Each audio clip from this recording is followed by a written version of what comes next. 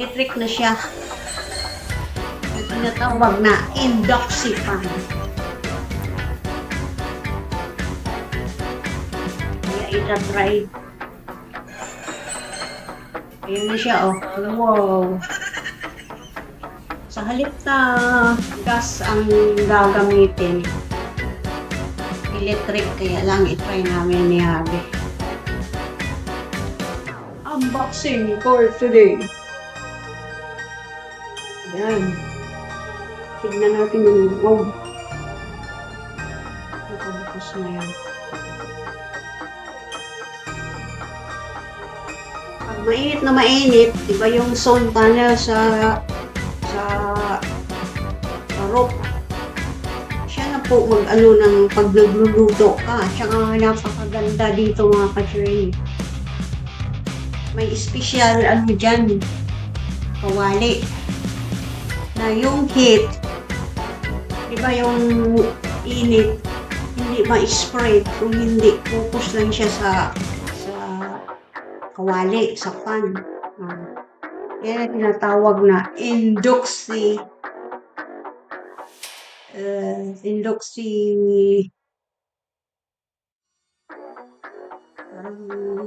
basta induksi na lutuan, electric, hindi gas, electric.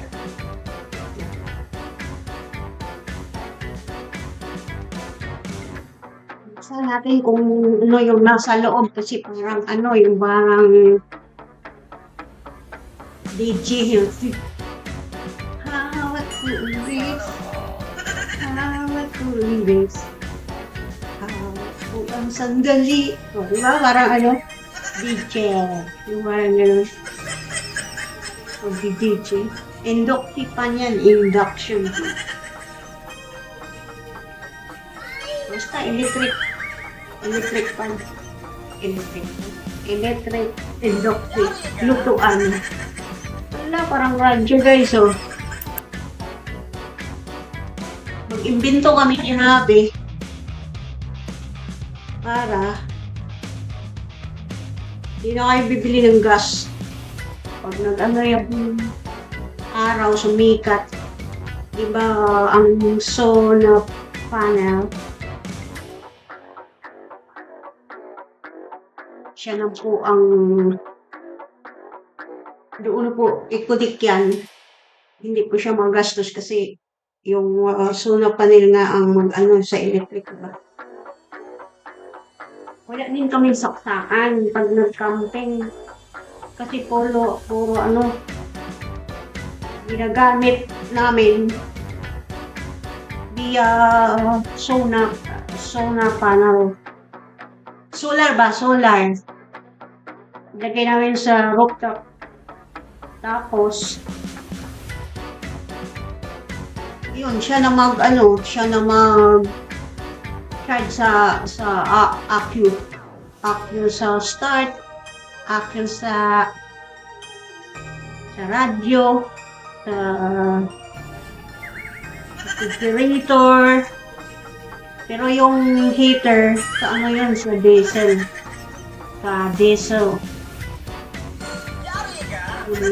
Heater. Tapos ito, kukuha din tayo ng power sa solar. Tapos ang tanong, paano host kung walang araw? Ayun nga lang. Pero pag may araw, hindi na nyo kailangan ng electric kasi ang solar po ang ano sa kagamitan ng home car, di ba? O, yan.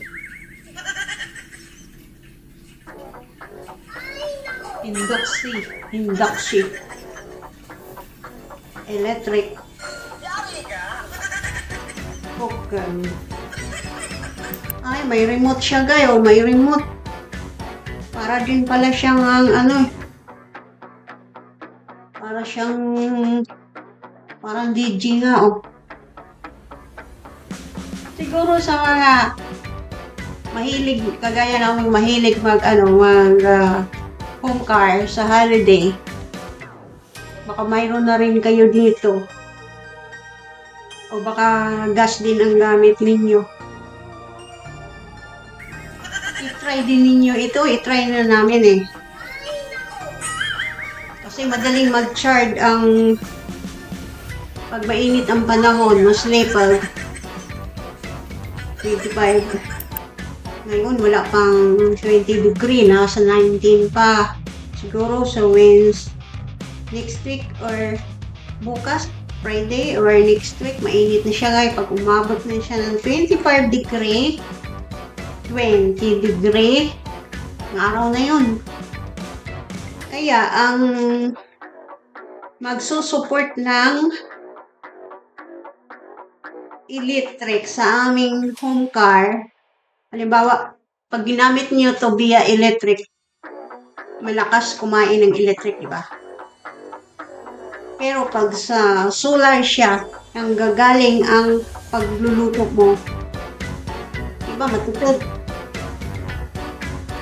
Tapos, bumili kayo ng special pan kasi hindi ito basta-basta na kahit anong kawali. Kasi mayroon siyang special na pan na pag nilalagay nyo dyan, hindi po mag-i-spread yung init. The heat is not spread, kundi nakafocus siya dyan in the one side. Kaya nga, bibili pa rin kami ng special pan na tatama sa kanya. O, di ba very useful? Pero itatry pa namin. O, ito nga, induction.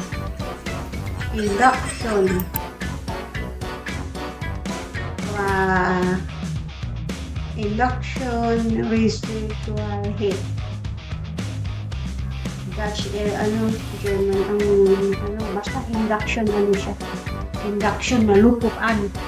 Via electric, via solar, para matipid. Problema nga lang pag walang araw. Diyos ko dahil. Isasaksak natin to. Kaya lang hindi ko pa matry kasi nabili pa tayo ng special kawali dyan. Cooking pan. Pag karaniwang kawali, tuwang ko kung mag-focus yung heat niya in the one side. Ang kasi dyan, pinaka-focus yung hindi po ang init, hindi po pag normal kasi magaganyan ang heat. Pero ito, pinufocus niya, hindi siya mag-spread, hindi is a one side. Ayan po ang purpose via solar. Kasi malakas tong kumain ng electric. Pag gumamit kayo ng electric, laki babayaran nyo. Pero sa solar, ang katapat is the sun. Diba? Ang dali mag-charge pag mainit, lalo na pag malaki yung solar nyo. Dalawa kasi yung solar namin sa home car, sa rooftop. Kaya kahit gamitin mo siya ng gamitin, wala po kayong gastos, di ba? Good idea?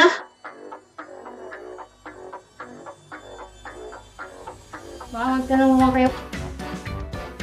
House. Di, pag winter, normal electric gamitin. Back to the gas. Pero pag summer, mostly, wala kayong gastos kasi ang niya, you get the sun, the solar for heat this. Kaya binili namin to, ita-try namin. Of course, is success. Diba? Matipid. Sana ganun sa Pilipinas, no? Kasi palaging may araw via solar. Pag may solar kayo doon, lagay sa bubong, palaging nagcha-charge. matipid sa electric. Hindi na malaki ang babayaran. Kaya, ano din, paraan-paraan.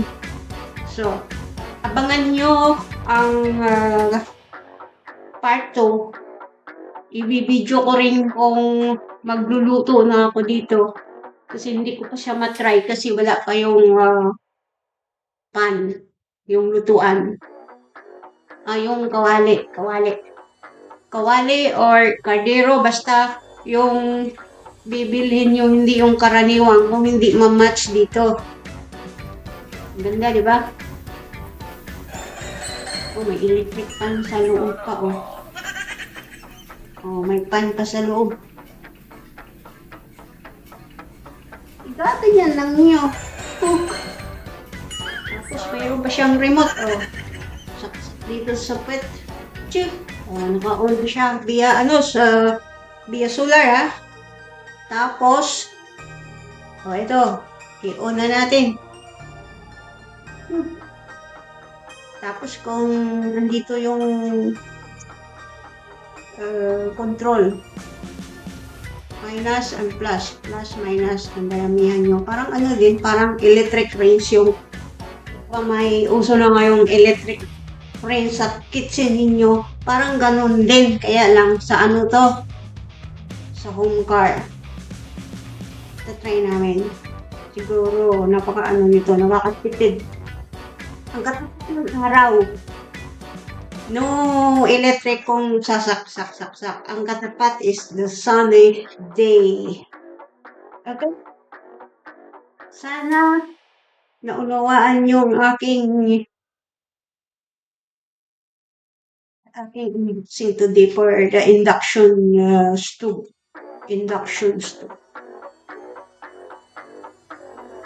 Isa lang kasi ano lang naman eh. Pag sa home car ka, ano namang lulutuin mo dyan? Maybe fried egg in the morning.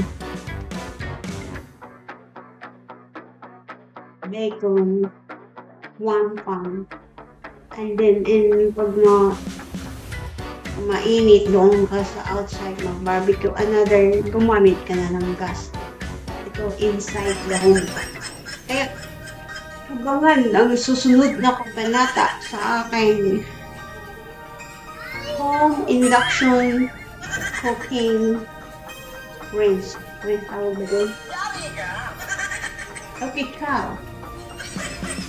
Hanggang sa part 2, ibibidyo ko rin kung mag-work siya ng maganda. Like, subscribe, hit the notification bell para abangan ang aking induction lutuan. Wow! Hanggat sa muli! Ciao!